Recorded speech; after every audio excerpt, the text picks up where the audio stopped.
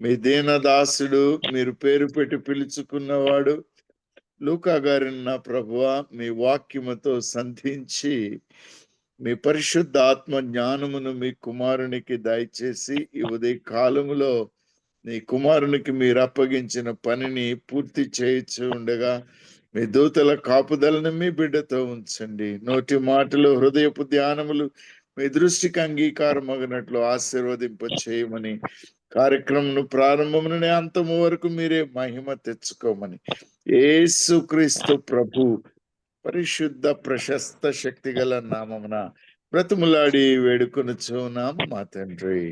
ఆమేన్. ఆమేన్. ఆమేన్.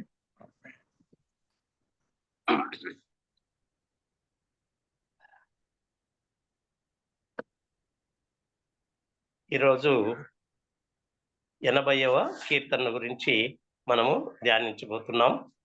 80వ కీర్తన ఆసాపు గారు రాసినట్లుగా చూస్తూ ఉన్నాం. ఈ ఆసాపు గారు ఈయన గొప్ప మ్యూజిషియన్ గా ఉన్నట్లు, ఈయన దీర్ఘదర్శి అని కూడా మనము తెలుసుకున్నాం. దీర్ఘదర్శి అంటే ఈయన కూడా ఒక ప్రవక్త లాగా, అందుకనే ఈయన కూడా కీర్తనలు రాశాడు. జరగబోయే విషయాలను గురించి ఆయన జరిగినట్టుగా చూపి రాసే ఒక ప్రత్యేకమైన దర్శనం దేవుడు ఈయనకి ఇచ్చినట్లుగా మనం చూస్తూ ఉన్నాం. ఇక్కడ ఈ 80వ కీర్తనలో 1 నుంచి 19 వచనాలు మనం చూసుకున్నాం. 19 వచనాల్లో ముఖ్యంగా దేవుడు ఏమి చేసినాడు, ఎందుకు వీళ్ళ దేవునికి మొర్ర పెడుతున్నారు అనే విషయాలను మనము చూసినప్పుడు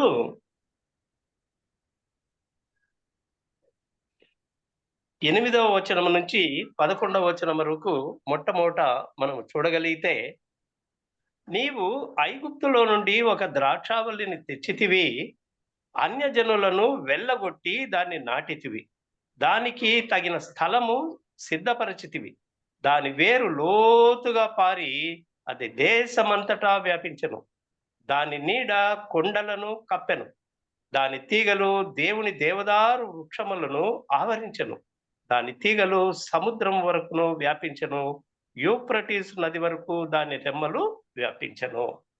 ఆమేన్.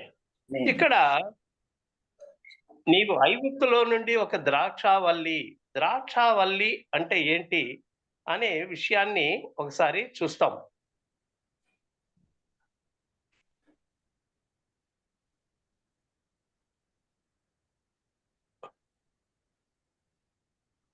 ద్రాక్షావల్లి అంటే నిర్గమకాండము 12:29 నుంచి 32. నిర్గమకాండము 12వ అధ్యాయము 29 నుంచి 32 వరకు. అర్ధరాత్రి వేళ జరిగినదేమనగా, సింహాసనము మీద కూర్చున్న ఫరో మొదలుకొని చెరసాలలోనున్న ఖైదీ యొక్క తొలి పిల్ల వరకు ఐగుప్తు దేశమందలి తొలి పిల్లలనందరినీ, పశువుల తొలి పిల్లలనన్నిటినీ యెహోవా హతము చేసెను. ఆ రాత్రి ఫరోయు అతని సేవకులందరూ ఐగుప్తీయులందరూ లేచినప్పుడు శవము లేని ఇల్లు ఒకటైనా లేకపోయినందున ఐగుప్తులో మహాఘోష పుట్టెను. ఆ రాత్రి వేళ ఫరో మోషే అహరోనులను పిలిపించి వారితో, మీరును ఇశ్రాయేలును లేచి నా ప్రజల మధ్య నుండి బయలు వెళ్ళుడి. మీరు చెప్పినట్లు పోయి యెహోవాను సేవించుడి. మీరు చెప్పినట్లు మీ మందలను మీ పశువులను తీసుకొని పోవుడి. నన్ను దీవించుడని చెప్పెను. ఆమేన్. ఆమేన్. ఇక్కడ దేవుడు వాళ్ళని ఎలా ఐగుప్తులో నుంచి తీసుకొచ్చాడు, ఐగుప్తులో నుంచి వీళ్ళని తీసుకొచ్చి ఏం చేసినాడు అనేది 17 నుంచి 20 వచనం వరకు చూస్తాము.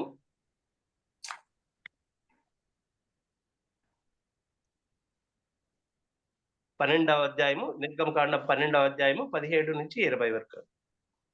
పులియని రొట్టెల పండుగను మీరు ఆచరింపవలెను. ఈ దినమందే నేను మీ సమూహములను ఐగుప్తు దేశములో నుండి వెలుపలికి రప్పించి తిని కనుక మీరు మీ తరములన్నిటిలో ఈ దినము ఆచరింపవలెను. ఇది మీకు నిత్యమైన కట్టడగా ఉండును. మొదటి నెల 14వ దినము సాయంకాలము మొదలుకొని ఆ నెల 21వ దినము సాయంకాలము వరకు మీరు పులియని రొట్టెలను తినవలెను. 7 దినములు మీ ఇండ్లలో పొంగిన దేదియు ఉండకూడదు. పులిసిన దానిని తినువాడు అన్యుడే కాని, దేశంలో పుట్టినవాడే కాని, ఇశ్రాయేలీయుల సమాజములో నుండక కొట్టివేయబడును. మీరు పులిసిన దేదియు తినక, మీ నివాసములన్నిటిలోనూ పులియని వాటినే తినవలెను అని చెప్పుమనెను. ఆమేన్. ఇది ఒక ప్రత్యేకమైన దినముగా దేవుడు వాళ్ళని ఆచరించమని, వాళ్లకు ప్రాముఖ్యంగా ఇది ఒక నిబంధనగా దేవుడు వాళ్ళకు పెట్టి, ఇది ప్రత్యేకమైన దినమని ఆచరించమని వారిని ఐగుప్తులో నుంచి తీసుకొని వచ్చినట్లుగా, ఇజ్రాయేలీయులు ఒక ద్రాక్షావల్లిగాను, యూదావారు వనముగాను ఆయన తీసుకొచ్చి ఇక్కడ నాటినట్లుగా మనము వాక్యం ద్వారా చూస్తున్నాం. ఇంత వాళ్ళని దేవుడు ఆదరించి, వాళ్ళ మాటలన్నీ విని తీసుకొచ్చి ఇక్కడ నాటి ఇది ఏం చేసినాడు, దాని తగిన స్థలమును సిద్ధపరిచితిని, దాని వేరు లోతుగా పారి అది దేశమంతటా వ్యాపించెను, దాని నీడ కొండలను కప్పెను, దాని తీగలు దేవదారు వృక్షములను ఆవరించెను. ఆవరించెను, దాని తీగలు సముద్రం వరకును వ్యాపించెను. నది వరకు దాని రెమ్మలు వ్యాపించెను. వ్యాపించెను. దేవాతి దేవుడు ఏదైనా చేయాలనుకుంటే అది ఎంత గొప్ప కార్యమైనా, ఎంత సులభంగా మనుషుల జీవితాల్లో వాళ్ళకు చేస్తాడో దీనిని బట్టి మనకు చాలా బాగా తెలుస్తది. అలాగే కీర్తనలు 44:2 ఒక్కసారి చూస్తాం. నీవు నీ భుజబలము చేత అన్యజనులను వెళ్ళగొట్టి మా పితరులను నాటితివి, జనములను నిర్మూలము చేసి వారిని వ్యాపింపచేసితివి. ఆమేన్. దేవాతి దేవుడు ఎంత గొప్ప కార్యం చేస్తున్నాడో, ఆయన భుజబలము, ఆయన కుడి బాహు ఏం చేసింది, వీళ్ళని ఇక్కడి నుంచి తీసుకొచ్చినట్టుగా మనకు దేవాతి దేవుడు తెలియజేస్తున్నాడు. అలాగే దినవృత్తాంతములు 2వ దినవృత్తాంతములు 20వ అధ్యాయము 6-7 వచనాలు ఒకసారి చూస్తాం. 2వ దినవృత్తాంతములు 26:7. మా పితరుల దేవా యెహోవా, నీవు ఆకాశమందు దేవుడవై ఉన్నావు. అన్యజనుల రాజ్యములను ఏలువాడవు నీవే. నీవు బాహుబలము గలవాడవు, పరాక్రమము గలవాడవు. నిన్నెదిరించుటకెవరికినీ బలము చాలదు. నీ జనులైన ఇశ్రాయేలీయుల ఎదుట నుండి ఈ దేశపు కాపురస్తులను తోలివేసి, నీ స్నేహితుడైన అబ్రహాము యొక్క సంతతికి దీనిని శాశ్వతముగా ఇచ్చిన మా దేవుడవు నీవే. ఆమేన్. ఆమేన్.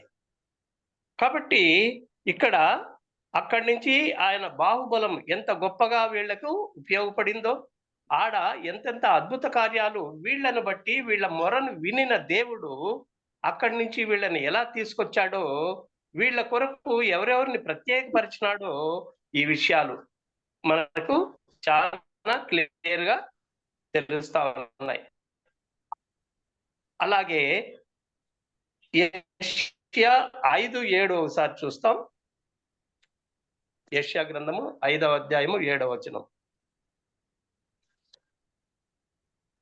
ఇశ్రాయేలు వంశము సైన్యములకు అధిపతియగు యెహోవా ద్రాక్ష తోట, యూదా మనుష్యులు ఆయనకిష్టమైన వనము. ఆయన న్యాయము కావాలని చూడగా బలత్కారము కనబడెను, నీతి కావాలనని చూడగా రోదనము వినబడెను. ఆమేన్. ఆమేన్.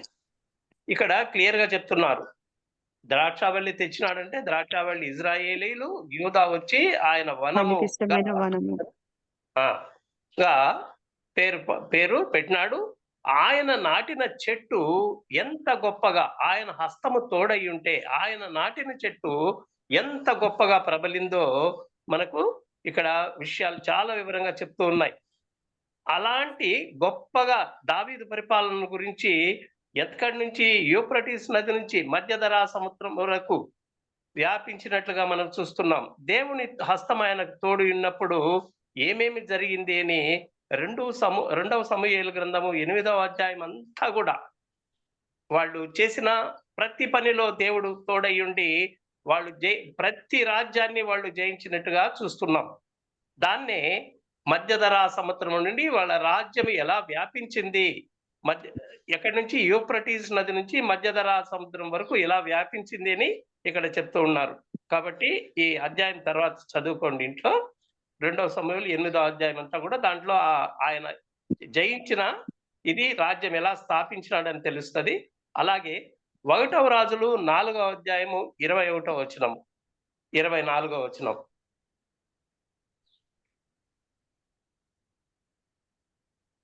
నది యూఫ్రటీసు యువతల తిప్సహు మొదలుకొని గాజా వరకును నది యువతలనున్న రాజులందరి మీదను అతనికి అధికారముండెను. అతని కాలమున నలుదిక్కుల నెమ్మది కలిగి ఉండెను. ఆమేన్. 24వ వచనము. అదే చదివాను సార్. ఓకే. కాబట్టి ఇక్కడ సొలొమోనుకు కూడా దేవుని హస్తము తోడయ్యుండి ఎక్కడి నుంచి ఎక్కడి వరకు ఎలా వ్యాపించింది, ఎలా సుభిక్షంగా ఉంది, ఎలాంటి ఇబ్బందులు లేకుండా దేశము ఎలా ఉంది అనే విషయాలను ఇక్కడ పొందుపరిచినట్టుగా చూస్తున్నాం. అలాగే ఆదికాండము 15, 18 నుంచి 21.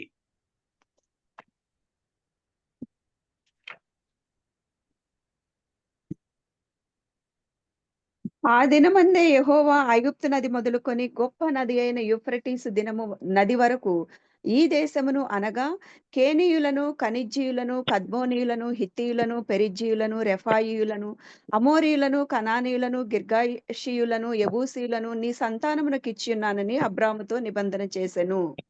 ఆమేన్.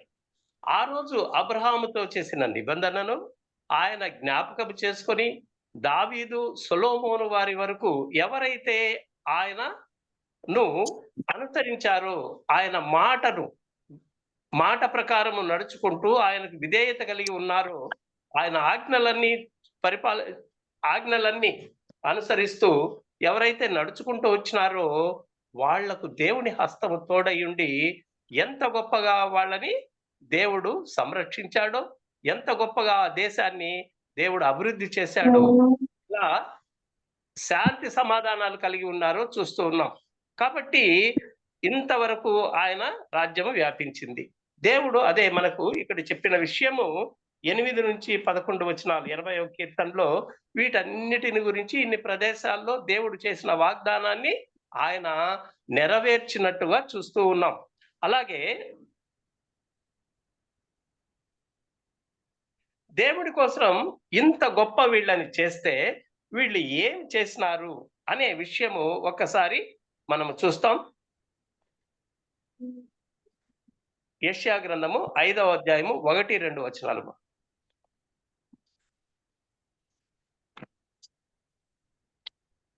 నా ప్రియుని గూర్చి పాడెదను వినుడి, అతని ద్రాక్ష తోటను బట్టి నాకిష్టుడైన వాని గూర్చి పాడెదను వినుడి.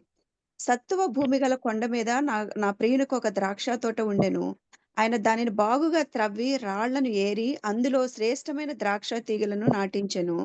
దాని మధ్యన బురుజు ఒకటి వేయించి ద్రాక్ష తొట్టిని తొలిపించెను. ద్రాక్ష పండ్లు ఫలింపవలెనని ఎదురు చూచుచుండెను, కాని అది కారు ద్రాక్షలు కాచెను.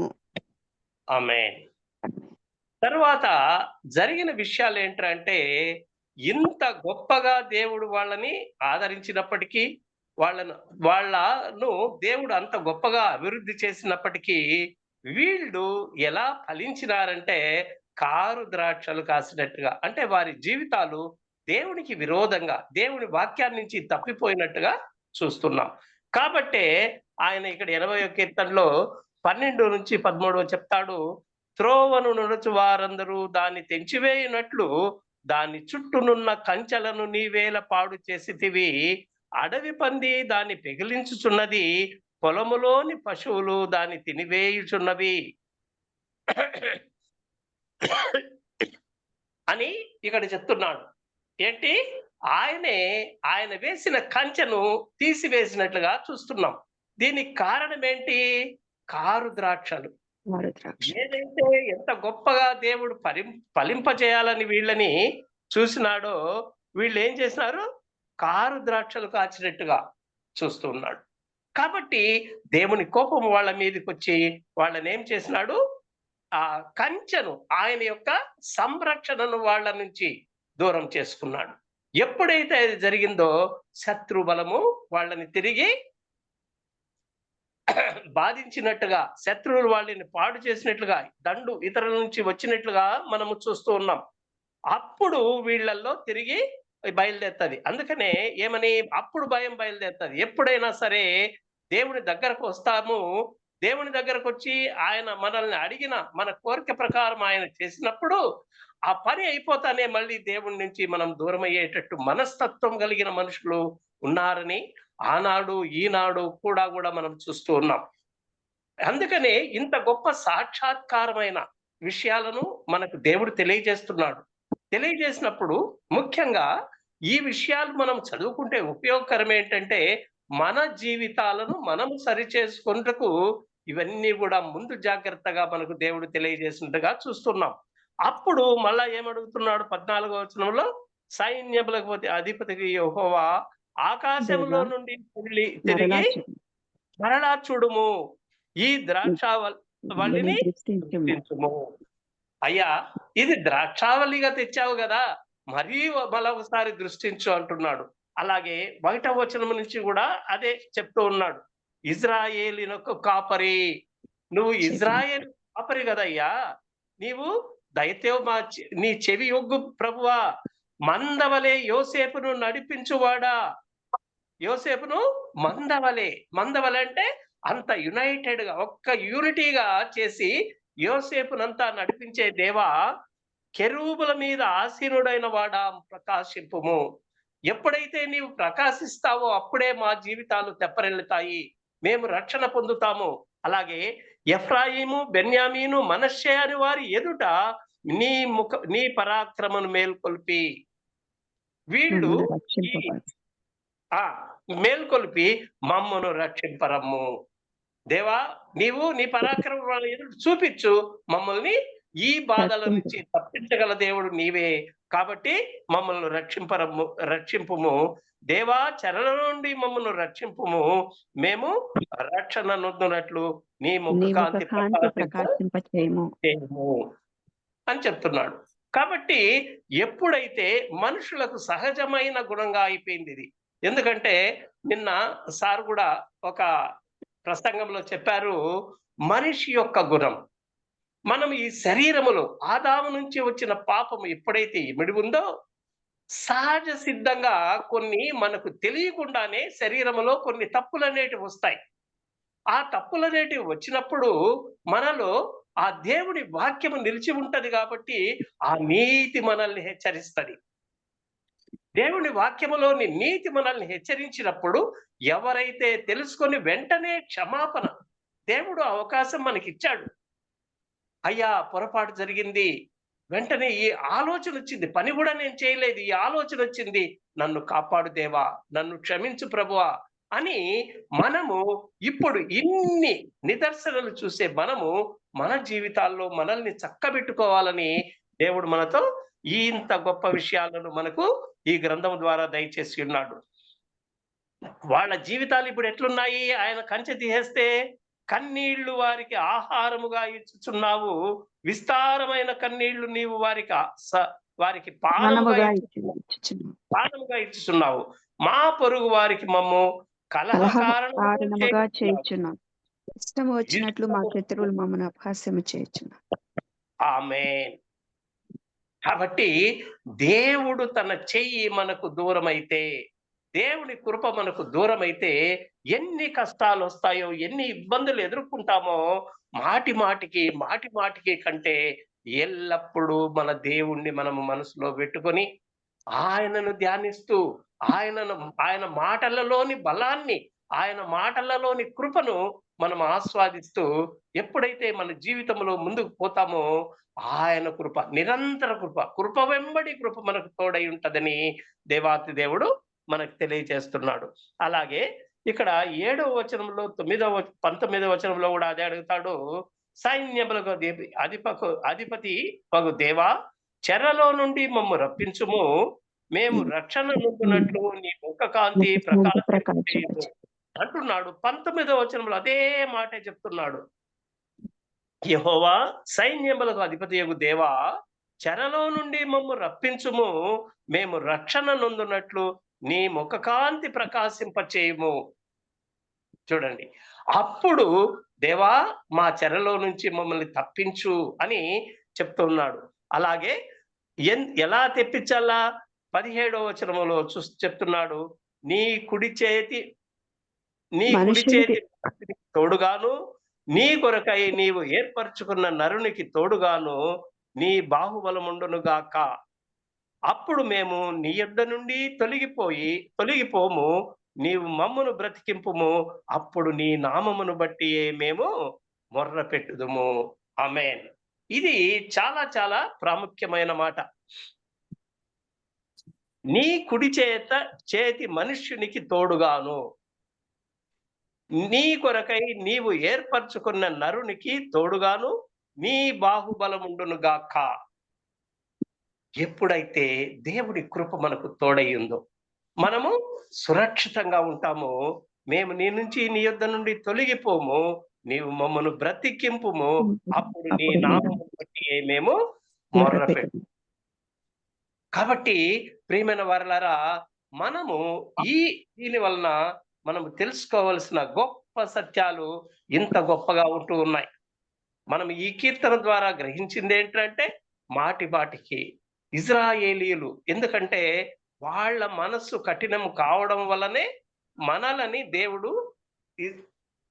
ఆయన ఎన్నుకున్నట్టుగా మనకు ఇంత గొప్ప అవకాశాన్ని ఇచ్చి ఆయన పిల్లలుగా మనం కూడా చేర్చబడినట్లు చేస్తున్నాడు. మనకు ఇచ్చిన ఈ గొప్ప అవకాశాన్ని మనం ఎంత సద్వినియోగం చేసుకుంటామో, ఆయనకి ఎంత విధేయతగా ఉంటామో, ఆయన వాక్యాలను ఎప్పుడైతే మనము వాక్యానికి విధేయులై, అదే 103 కీర్తనలు 103, 17, 18లో చెప్తాడు. ఆయన నిబంధనను గైకొనుచు ఆయన కట్టడలను అనుసరించి నడుచుకొని వారి మీద, యెహోవా యందు భయభక్తులు గల వారి మీద ఆయన కృప యుగయుగములు నిలుచును. ఆయన నీతి వారికి పిల్ల పిల్ల తరమున నిలుచును. ఆమేన్. ఆమేన్. ఆమేన్. చాలా గొప్ప సత్యం ఇది. చాలా గొప్ప వాగ్దానం. ఏంటంటే మనకి ఏందో దేవుడు ఎక్కువ కష్టాలు పెట్టడంలా, మనకి ఎక్కువ ఇది కూడా పెట్టడం, నిబంధనలు కూడా ఎక్కువగా పెట్టడం వల్ల ఏం చెప్తున్నాడు? ఆయన నిబంధనను గైకొనుచు ఆయన కట్టడలను అనుసరించి నడుచుకుని వారి మీద, యెహోవా యందు భయభక్తులు గల వారి మీద. ఇవేనండి మనం చేయాల్సింది. యెహోవా యందు భయభక్తులు కలిగి ఆయన కట్టడలను అనుసరించు ఆయన వారి మీద ఆయన ఆయన కృప నిబంధనను గైకొనుచు ఆయన కట్టడలను అనుసరించి నడుచుకుని వారి మీద ఆయన కృప యుగ యుగములు నిలిచి ఉంటది. ఆమేన్. ఆయన నీతి ఎలాగా వారికి యుగ పిల్ల పిల్ల యుగములు? మన జీవితమే ఒక 100 సంవత్సరాలు. దీన్ని ఏమంటున్నాము? తరము అంటున్నాం. ఈ తరము అయితే దేవుడు యుగ యుగాలు, ఒక యుగము కాదు, యుగ యుగములు ఆయన కృప మనకు తోడై ఉంటది అంటున్నాడు. కాబట్టి ఆ యుగ యుగాలంటే నిత్య జీవానికి మనము స్వతంత్రించుకుంటాం. ఆయనతో సదాకాలం ఉండే భాగ్యం దేవాతి దేవుడు మనకిస్తున్నాడు. ఇంకా రెండవది దాని కింద, ఆయన నీతి వారికి పిల్ల పిల్ల తరమున నిలుచును. ఎంత గొప్పగా చెప్తున్నాడు చూడండి. మనకు మన పిల్లలు, మన కొడుకులు మనం చెప్పినట్లు ఉంటారో ఉండరో మనకు తెలియదు. మన పిల్లల భవిష్యత్తు ఎట్లుంటుందో మనకు తెలియదు. మనం ఏదేదో పిల్లలకు మంచి చదువులు, మంచి జ్ఞానము, దైవ జ్ఞానముతో నింపి క్రమశిక్షణలో ఉండాలనుకుంటున్నాం. వాళ్ళు అలాగ ఉండగలుగుతున్నారా? ఒక్కసారి ఆలోచన చేసుకుందాం.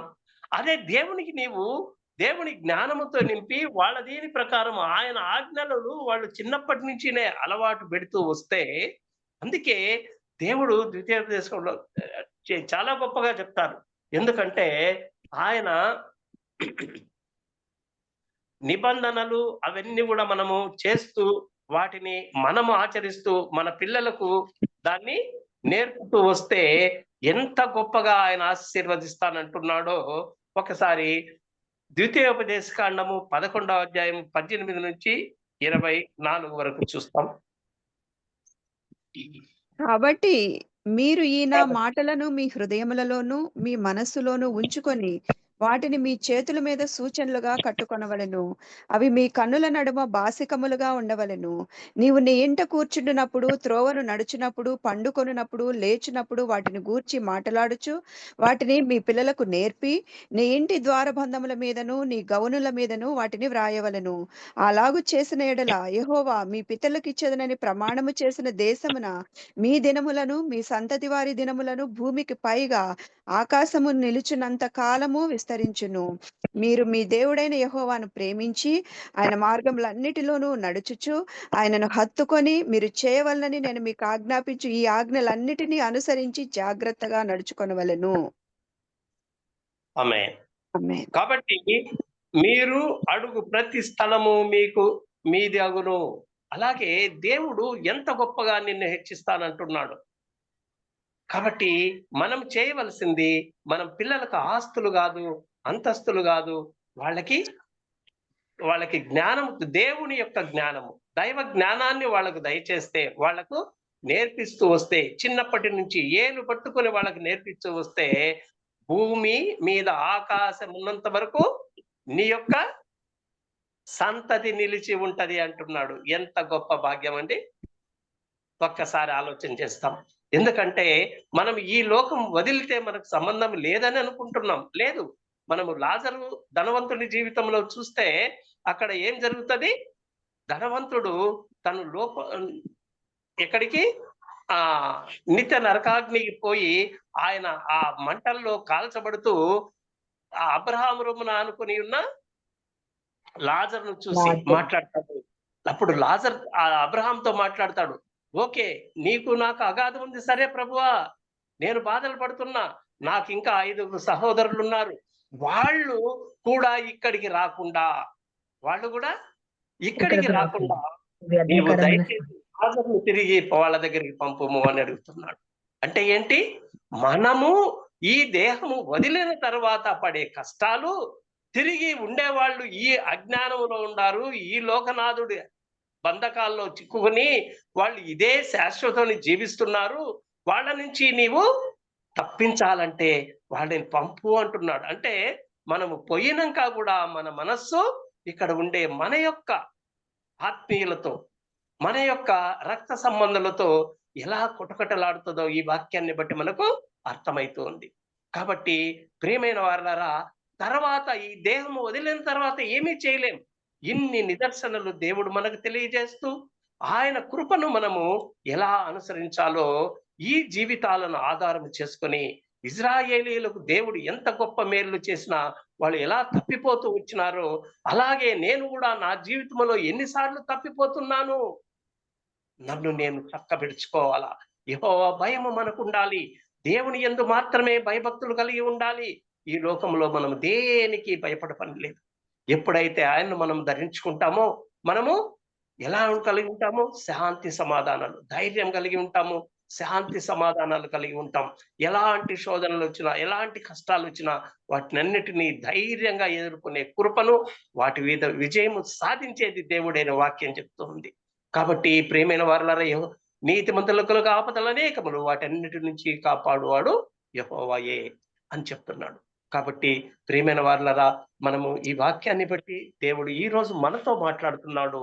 ఆ రోజు ఇజ్రాయేలీయుల జీవితాల్లో ఎలా దేవుడు వాళ్ళకు తోడై ఉన్నాడో, వాళ్ళని ఎన్నుకుని వాళ్ళను ఎలా దేవుడు ఎంత కేర్ తీసుకున్నాడో, ఈ రోజు వాళ్ళకంటే ఎక్కువగా మనల్ని గురించి కూడా కేర్ తీసుకుంటున్నాడు. కాబట్టి ప్రియమైన వారలారా, దేవుడిచ్చిన ఈ గొప్ప ధన్యతను మనము సద్వినియోగపరచుకొని ఆయన ఇచ్చిన కృపను మనము పొందుకుంటూ, మనము మన సంతతి వారందరూ కూడా దీన్ని పొందుకునేదే కాక, దేవుడిచ్చిన ఈ గొప్ప ధన్యత ఏంటి ధన్యత? నేను పొందిన రక్షణను నలుగురికి తెలియజేసే భాగ్యం దేవుడిచ్చాడు.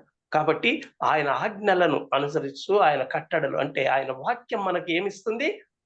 చెప్తూ ఉంది. ఏమని? భూదిగంతములకు వెళ్ళి సువార్తను ప్రకటించుడి.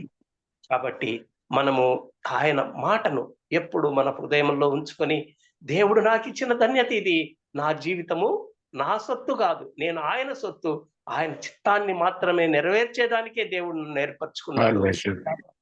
ఆయనను నేను విధేయత కలిగి నేను ఆయన ఇచ్చిన బాధ్యతను సక్రమంగా నిర్వహించాలనే మనస్సు కలిగి ఎప్పుడైతే మనం ముందుకు సాగుతామో, దేవుని యొక్క నిరంతర కృప మనకు తోడయుండి మన జీవితాల్లో మెండైన ఆశీర్వాదాలతో ఆశీర్వదిస్తూ, నీవు పోవు ప్రతి స్థలములోను నీ మార్గాలు సరళం చేస్తూ దేవుడు అక్కడ కార్యాలు చేస్తాడు. అందు నిమిత్తమే 15-16లో యోహానులో చెప్తాడు.